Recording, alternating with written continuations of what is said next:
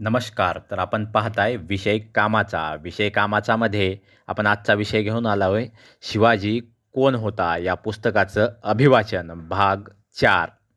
शिवाजी ब्राह्मण 96 कुळी कुळवाडी शूद्र. छत्रपती शिवाजी महाराजांच्या नावामागे ज्या काही बिरुदावल्या लावल्या जातात त्यात गोब्राह्मण प्रतिपालक ही बिरुदावली जास्त प्रसिद्ध आहे.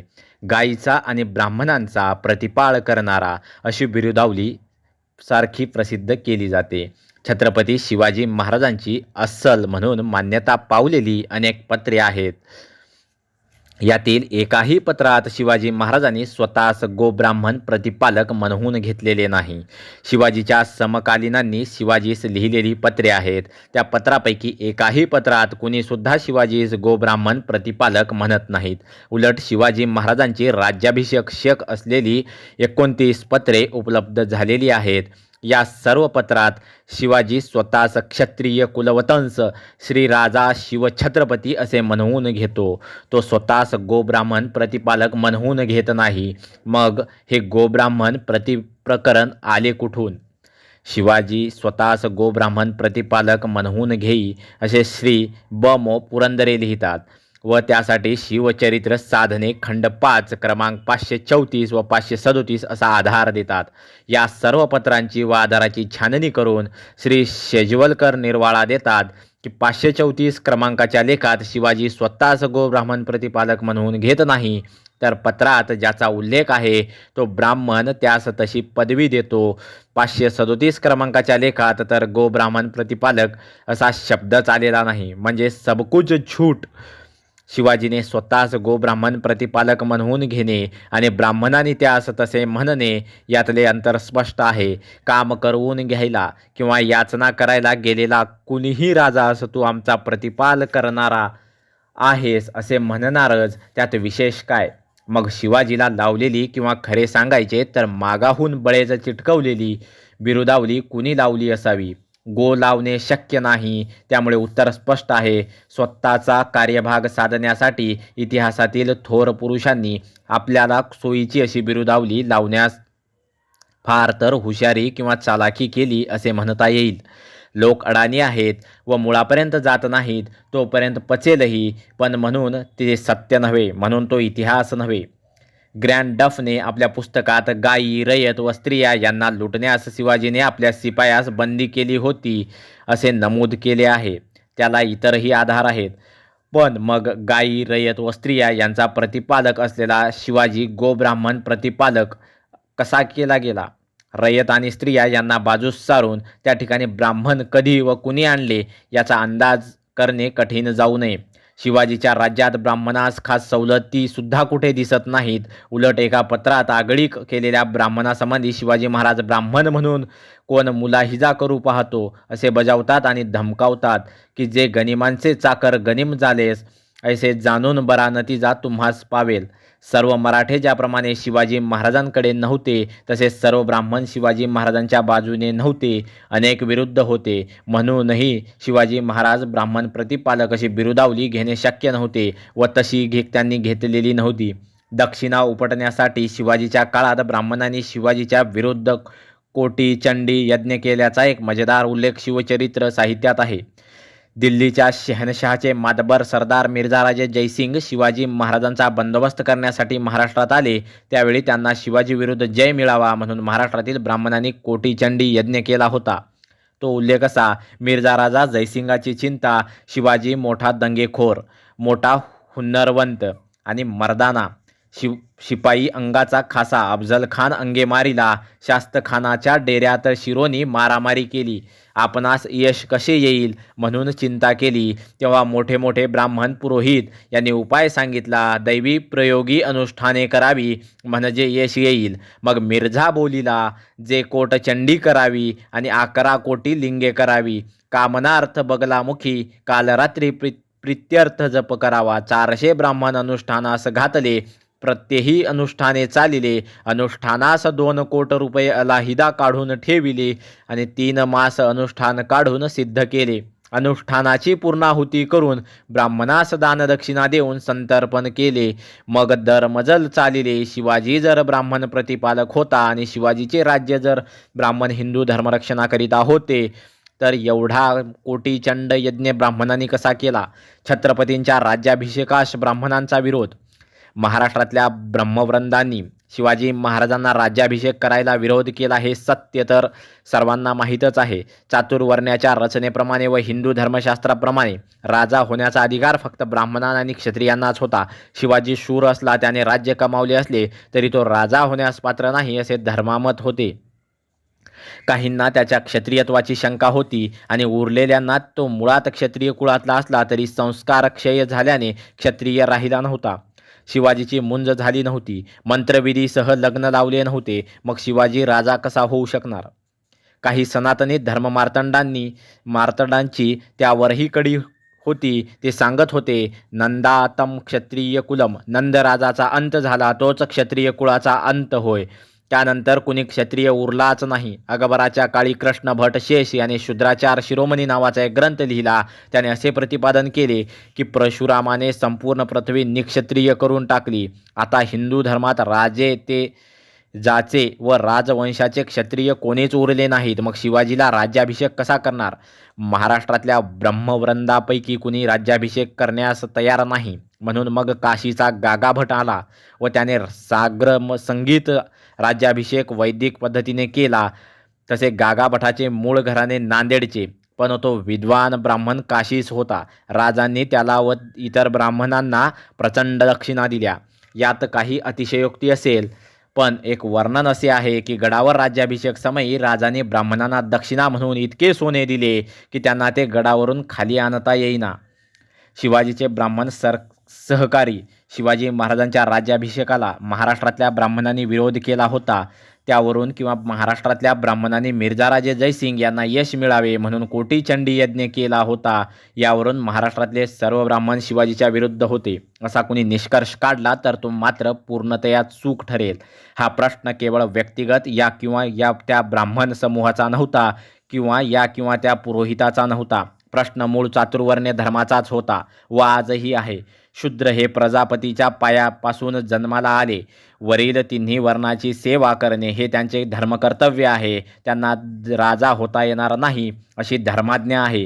राजा हा देवाचा अंश असतो आणि शूद्रात देवाचा अंश असणे शक्य नाही. म्हणून शूद्र राजा होऊ शकत नाही असा धर्माचा आग्रह आहे.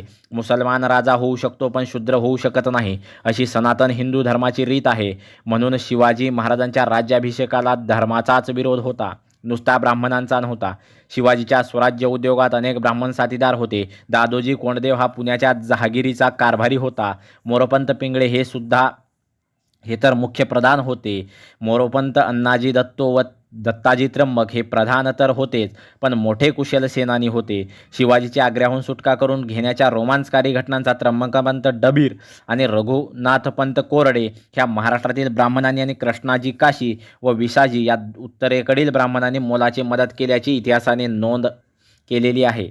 तेव्हा प्रश्न नुसता ब्राह्मणांचा नव्हता तर सनातन हिंदू धर्माचा होता, त्या काळाच्या मर्यादांचा होता व या मर्यादा शिवाजीने सुद्धा स्वीकारून मान्य केल्या होत्या. म्हणून सकृत दर्शनी आज हास्यास्पद दिसणाऱ्या गोष्टी त्या काळात घडल्या. संस्कार क्षय झाला वगैरे आक्षेपांना उत्तर म्हणून गागाभटाने शिवाजी महाराजांची मुंज 44व्या वर्षी केली. मंत्रविधीसह पुन्हा विवाह केला. दानदक्षिणा म्हणून लक्षावधी सुवर्ण मोहरांनी उधळण करावी लागली आणि मग राज्याभिषेक झाला. हिंदू धर्मरक्षक म्हणून शिवाजीला बिरुदावली लावणाऱ्या आजच्या तमाम मतलबी धर्मांधांनी ही गोष्ट विसरू नये की याच हिंदू धर्माने व याच धर्माच्या रक्षकाने शिवाजीला राज्याभिषेक करायला विरोध केला होता व 44व्या वर्षी मुंज आणि एकदा झालेला विवाह पुन्हा दुसऱ्यांदा करणे असल्या हास्यास्पद गोष्टी करविल्या होत्या. अर्थात हिंदू धर्म मानणाऱ्या शिवाजीला सुद्धा या काळाच्या आणि धर्माच्या मर्यादा होत्या. प्रत्येक थोर पुरुषाला काळाच्या मर्यादा असतात, परिस्थितीच्या मर्यादा असतात, तशा त्या शिवाजीला सुद्धा होत्या. गौरव करण्याच्या भरात तारतम्य सोडून काही वेळा शिवाजी महाराजांचा काळनिरपेक्ष गौरव केला जातो. शिवाजीचे राज्य धर्मनिरपेक्ष राज्य होते. शिवाजी खरा समाजवादी होता इत्यादी हास्यास्पद विधाने सुद्धा काही मंडळी करतात. अर्थात ते खरे नाही हे स्पष्ट आहे. सरंजामी समाज रचनेच्या काळात स्वतः एक राजा असलेल्या शिवाजी निरपेक्ष असणे शक्य नव्हते, समाजवादीही असणे शक्य नव्हते. शिवाजी त्याच्या समकालीनापेक्षा किती लांब पल्ल्याचा विचार करी हे महत्त्वाचे.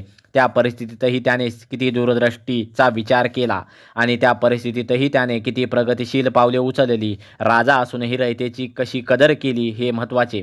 शिवाजी महाराजांचा पहिला राज्याभिषेक रायगडावर शके 1596 ज्येष्ठ शुद्ध त्रयोदशीस म्हणजे 6 जून 1674 रोजी झाला. हे बहुतेक सर्वांना ठाऊक आहे. परंतु शिवाजीचा आणखी एक दुसरा राज्याभिषेक झाला होता. तो पहिल्या राज्याभिषेकानंतर लगेच साधारणतः 3 महिन्यांनी ललिता पंचमीच्या दिवशी म्हणजेच आश्विन शुद्ध पंचमीस झाला होता. निश्चलपुरी गोसावी या नावाचा कुणी यजुवेंद्री तांत्रिक गोसाई होता. पहिल्या राज्याभिषेकानंतर तो शिवाजी महाराजांना भेटला. दरम्यान पहिल्या राज्याभिषेकानंतर 13 दिवसांनी शिवाजीची थोर आई जिजाबाई हिचे निधन झाले होते. शिवाजीचा सेनापती प्रतापराव गुज्जर लढाईत मारला गेला होता. शिवाजीची एक पत्नी काशीबाई मृत्यू पावल्या होत्या. ह्या सर्व गोष्टी पहिला राज्याभिषेक करताना गागाभटाने चुका केल्या म्हणून घडल्या असे या निश्चलपुरीचे म्हणणे होते. त्याने मुहूर्त बरोबर काढला नव्हता, उपदेवतांना संतुष्ट केले नव्हते, त्यांना बळीचे दान दिले नव्हते, त्यामुळे ह्या आपत्ती ओढवल्या आहे असे त्याचे म्हणणे होते. शिवाजी महाराज व त्यांचे सल्लागार हे धर्मश्रद्ध व पापभीरू होते. त्या सर्वांना त्या काळातील जाणीवांच्या व ज्ञानाच्या मर्यादा होत्या. त्याने निश्चलपुरीचे म्हणणे मान्य केले आणि मग पुन्हा दुसरा राज्याभिषेक झाला आणि पुन्हा उरल्या सुरल्या देवदेवतांचा यज्ञ करून व दाने देऊन संतुष्ट केले गेले. ब्राह्मणांना पुन्हा दक्षिणा देण्यात आल्या. एकाच व्यक्तीचे 2 राज्याभिषेक झाल्याचे कुठे ऐकिवात नाही. अर्थात 2 राज्याभिषेक करून आणि 2 वेळा देवदेवतां व ब्राह्मण पुरोहितांना संतुष्ट करूनही उपयोग झालेला दिसत नाही. राज्याभिषेकानंतर शिवाजी महाराजांचा स्वतः जेमतेम 6 वर्षेच आयुष्य मिळाले व तसे ते अकालीच मृत्यू पावले. काळाच्या व तत्कालीन जाणीवांच्या मर्यादा लक्षात घेऊनच या 2 राज्याभिषेकांकडे पाहावयाचे एवढेच तात्पर्य. 96 कुळीवाल्याचा शिवाजी विरोध. त्या काळी शिवाजी महाराजांना शूद्र किंवा हलक्या जातीचा समजणाऱ्यांत महाराष्ट्रातील फक्त ब्राह्मणच होते असे नाही. स्वतःला क्षत्रिय म्हणवणारे 96 कुळीचे मराठे सरदारही शिवाजीचा राजा म्हणून सुरुवातीस हक्क मानत नव्हते. या अहमान्य कुळीत 96 नावे आहेत. अजूनही कर्मठपणाने जातीपाती पाहून स्वैरसंबंध ठरवणारे व स्वतःला उच्च मराठे समजणारे भोसले आडनावाच्या मराठ्यांना हलके समजतात. त्या काळी जवळजवळ सर्वच 96 कुळीचे मराठे स्वतःस राजे म्हणवत. शिंदेराजे, मोरेराजे इत्यादी त्यांची राज्ये नव्हती, पण ते स्वतःस राजे म्हणवत. नगर जिल्ह्यात व आजूबाजूस अजूनही जवळजवळ सर्व मराठे आणि इतर काहीसुद्धा स्वतःच्या आडनावापुढे पाटील लावतात. जसे लांडगे पाटील, कोल्हे पाटील, काळे पाटील, विखे पाटील इत्यादी सारेच पाटील. स्वतःला राजे म्हणवणारे तेव्हाच 96 कुळीचे मराठे शिवाजीबरोबर कसे वागत याची एक कथा नमूद आहे. जावळीचे मोरे हे विजापूर शाहीचे एक सरदार होते. त्यांना राजे म्हणत. शिवाय त्यांना चंद्रराव ही पदवी होती. त्या जावळीच्या मोऱ्यांनी आपल्या स्वराज्यकार्यात सहभागी व्हावे म्हणून शिवाजीने प्रयत्न केले. पत्रे पाठवले, दूत पाठवले, ऐकेना तेव्हा जरबेचा खलिता पाठवला आणि इशारत केली की जर ऐकणार नसतील तर जावळी काबीज करू आणि कैद करू. या पत्रात शिवाजीने स्वतःस राजे असे संबोधले होते. या पत्रात जावळीच्या मोऱ्यांनी उर्मटपणाने उत्तर दिले, तुम्ही राजे कसे? तुम्ही स्वतःस राजा म्हणून घेता म्हणून तुम्ही राजे. तुम्ही जेवत असाल तर हात धुवायला जावळीत या, आमचे युद्ध होऊ द्या. या अर्थात शिवाजीने मोऱ्यांची इच्छा पूर्ण केली, युद्ध केले व जावळी जिंकली. हा भाग वेगळा. जावळीचे मोरे स्वतःला राजे म्हणवत, परंतु शिवाजीला राजा मानायला तयार नव्हते. ही या संदर्भात महत्त्वाची गोष्ट. थोडक्यात काय तर उच्चवर्णीय ब्राह्मण असो की उच्चवर्णीय मराठे असो, सुरुवातीस ते शिवाजीला मानायला तयार नव्हते. चातुर्वर्ण्य रचनेचा वर्चस्वाचा त्रास शिवाजीला सुद्धा झाला. तो धर्म मानित असल्याने त्याने मार्ग काढला आणि राज्याभिषेक करून घेतला आणि स्वबळाने, शौर्याने, युक्तीने संपादन केलेल्या राज्याचा तो राजा होता. अगदी औरंगजेब सुद्धा त्याला मानित होता, पण हिंदू धर्म मानित नव्हता. म्हणून शिवाजीला राज्याभिषेक करून घ्यावा लागला, धर्माची मान्यता घ्यावी लागली. कुळवाडी भूषण महात्मा ज्योतिराव फुले यांनी शिवाजी महाराजांचा एक पोवाडा लिहिला आहे. या पोवाड्यात सुरुवातीस द्रपदातच ते शिवाजीला कुळवाडी भूषण म्हणतात. पोवाड्याचा शेवट करताना ते म्हणतात, ज्योतिराव फुल्यांनी गाईला पूत शूद्राचा. मथितार्थ असा की शिवाजी भोसला हा शूद्राचा पुत्र होता, कुळवाडी होता. महात्मा फुले इतिहास संशोधक नव्हते किंवा इतिहासकार नव्हते. समतेचा पुरस्कार व प्रचार करणारे कर्ते सुधारक होते. त्यामुळे त्यांनी शिवाजीस असे म्हटले असेल असे म्हणून त्यांचा पोवाड्याचा आधार दूर करता येणे शक्य आहे. परंतु संशोधकांतही याविषयी मतमतांतरे दिसतात. ते बिचकत बोलतात व लिहितात, पण अलग मते आहेत.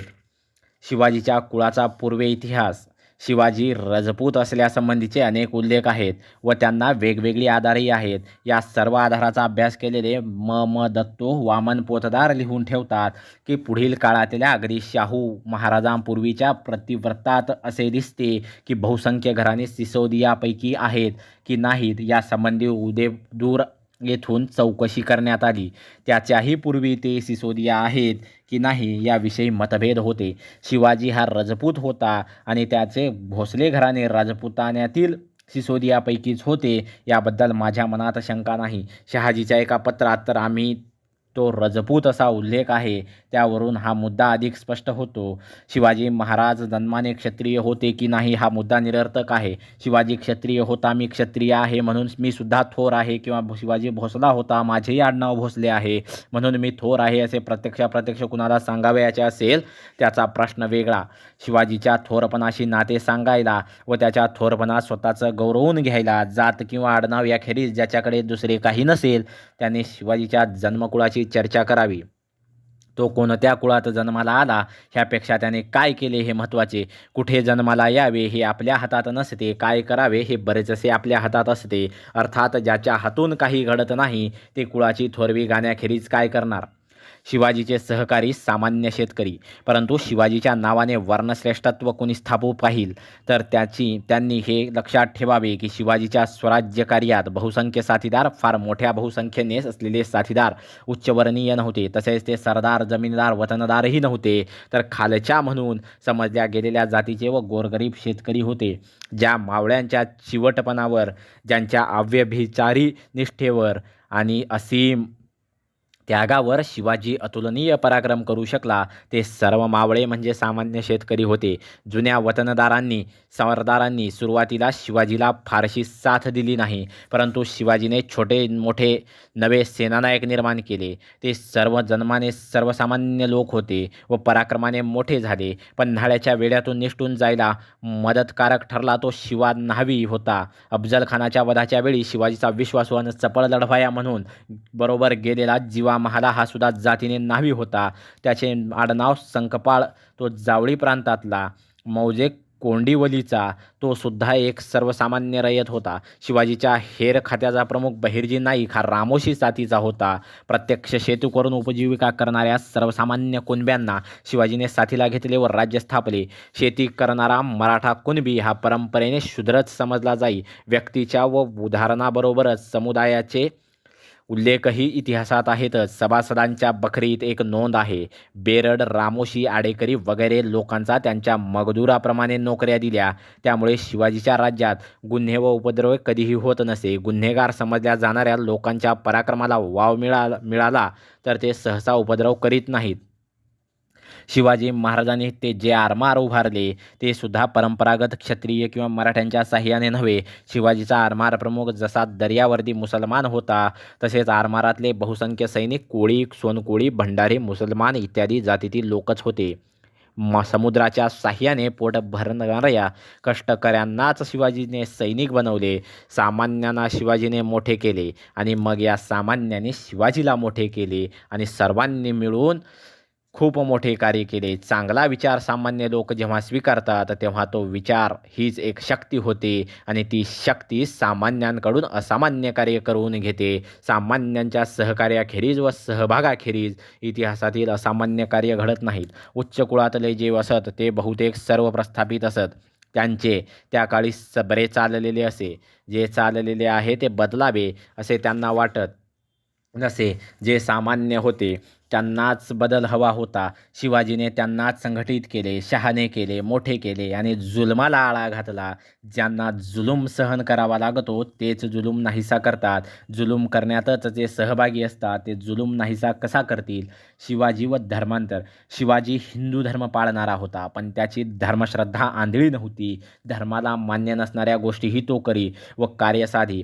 कार्य महत्त्वाचे होते, धर्माचे काटेकोर पालन महत्त्वाचे नव्हते. एकदा मुसलमान झाला म्हणजे धर्म सोडला, धर्म सोडला म्हणजे मेला, मग मेलेला जिवंत कसा होणार? आणि या जन्मात पाप केल्याने पुढच्या जन्मात तर माणूससुद्धा होणार नाही, किडा किंवा मुंगी होणार, असे हिंदू धर्मशास्त्र सांगते.